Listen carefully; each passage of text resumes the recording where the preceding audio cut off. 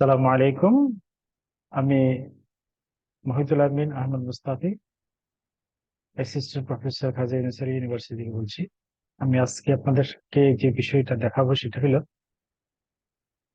Smart PLS সফটওয়্যারের মাধ্যমে কিভাবে আমরা ইএফএ করতে পারি, এক্সপ্লোরেটরি ফ্যাক্টর অ্যানালাইসিস করতে পারি। সেই সংক্রান্ত বিষয়ে আমি কথা বলবো। তো চলুন দেখে আসি।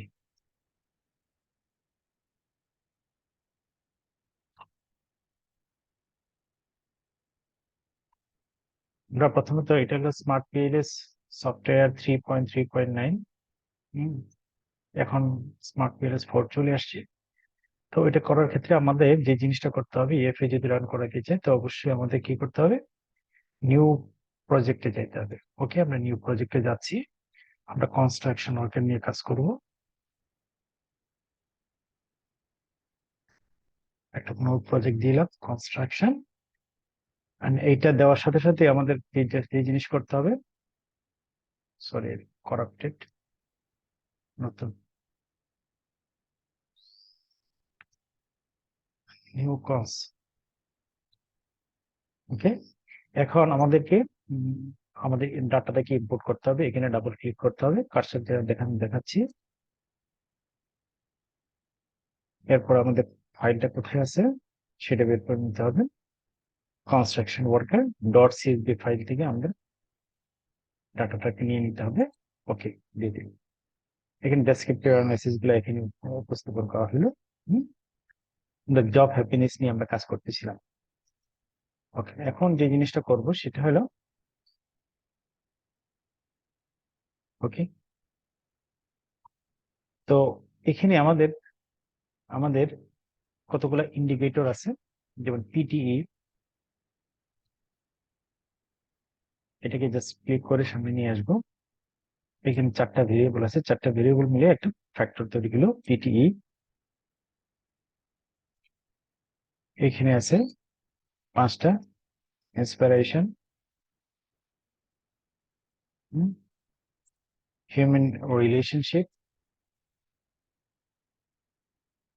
Sorry human relationship, work condition. এখানে 5টা ভেরিয়েবল আছে, ওয়ার্ক কন্ডিশন। 5টা ভেরিয়েবলকে আমরা নিয়ে আসবো। জব হ্যাপিনেস, এটা আমাদের ডিপেন্ডেন্ট ভেরিয়েবল। ওকে, জব হ্যাপিনেসটা নিয়ে আসবো। মনিটরিংটা আমাদের ইন্ডিপেন্ডেন্ট, এটা হলো আমাদের মনিটরিংটা মডারেটিং ভেরিয়েবল, এখানে রাখছি। এখানে আনমনিটর রাইট সাইডে নিয়ে নিলাম। এখন এগুলোকে ভেরিয়েবল গুলোকে নাম দিয়ে দিতে হবে। যেমন আমি শর্ট ফর্ম দিচ্ছি পিটিই। এগুলোকে একটা ফ্যাক্টর। এখানে এনসপি ইন্সপিরেশন, and human relation,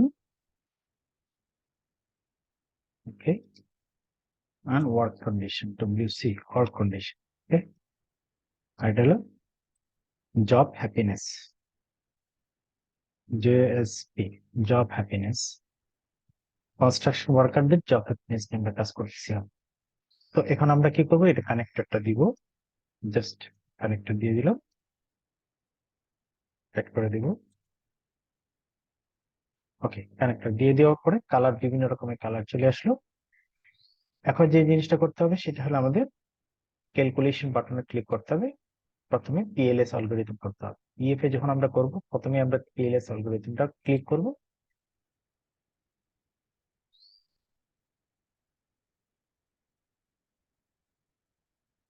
প্রথমে আমরা পিএলএস অ্যালগরিদম, এখানে ফ্যাক্টর আমরা ক্লিক করে দিব যেগুলো আছে, ম্যাক্সিমাম ইটারেশন, সরি, সবগুলা যেভাবে ডিফল্ট সেটিং আছে এভাবে রাখবো। কালেকশন অ্যানালাইসিসে আমরা যাবো। ওকে, অ্যানালাইসিসে যাওয়ার পরে কোনো ফ্যাক্টর এগুলো হলো আমাদের ফ্যাক্টর লোডিং। এই যেগুলো হলো আমাদের ফ্যাক্টর লোডিং, এরকম এগুলো, সরি,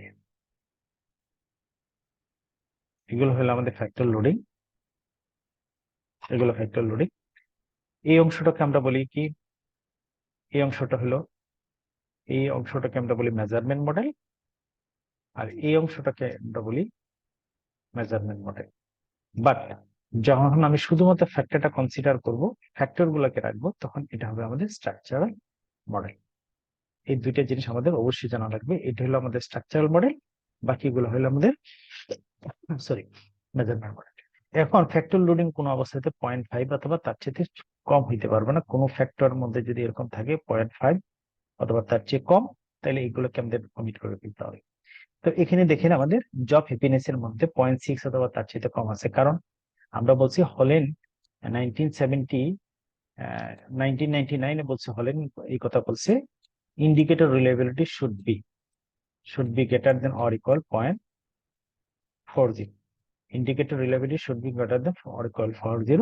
এই কারণে আমাদের কি করতে হবে, সবগুলো আমাদেরকে যেটা করতে হবে, কোনো ফ্যাক্টর ইন্ডিকেটর রিলায়েবিলিটি কিভাবে পাওয়া যাবে, এই ফ্যাক্টর লোডিং গুলোকে যদি আমরা স্কোয়ার করি, তাহলে ইন্ডিকেটর প্রত্যেকটা আইটেমের রিলায়েবিলিটি বের করা যাবে। ইন্ডিকেটর রিলায়েবিলিটি দিয়ে আমরা এটা পাওয়া যাবে। এটা 0.60, 0.40 অথবা তার চেয়ে বেশি হতে হবে। সুতরাং এই যে ফ্যাক্টর লোডিং গুলাকে স্কোয়ার করলে যেটা পাওয়া যাবে, সেটা হলো আমাদের ইন্ডিকেটর রিলায়েবিলিটি। এখন দেখেন 0.502, এটাকে যদি স্কোয়ার করি 0.25 হবে। তাই এটা অবশ্যই আমাদেরকে কি করতে হবে, এগুলোকে বাদ দিতে হবে, বাদ দিয়ে আবার অ্যানালাইসিস করতে হবে। এইভাবে আমাদের কি করতে হবে, পুরো কাজটা কমপ্লিট করতে হবে। এভাবেই আমাদের কি করতে হবে, পুরো কাজটা। এখানে দেখেন এটা কি 0.4050 চেয়ে নিচে নামিয়ে গেছে, এটা করতে হবে। তো এই কাজগুলো যতক্ষণ পর্যন্ত কমপ্লিট না হয়েছে, অর্থাৎ কোনো ফ্যাক্টর লোডিং যেন এরকম না হয় যেটা 0.50 অথবা তার চেয়ে কি ছোট আসছে, 0.64 অথবা তার চেয়ে ছোট আসছে। কোনো ইন্ডিকেটর রিলায়েবিলিটি, কোনো ফ্যাক্টর লোডিং যেন 0.64 অথবা তার চেয়ে ছোট আসছে যদি হয়, এরকম এই সমস্ত আইটেম গুলোকে আমাদেরকে, এটা লেস ইম্পর্টেন্ট আইটেম, সুতরাং এগুলোকে আমাদের কমিট করতে হবে। তো এইভাবে আমরা কি করে থাকি, স্মার্ট পিএলএস সফটওয়্যারের মাধ্যমে ইএফএম টা করে থাকি। So that's all for the টাইমে। ভালো থাকেন, সুস্থ থাকেন, আল্লাহ হাফেজ।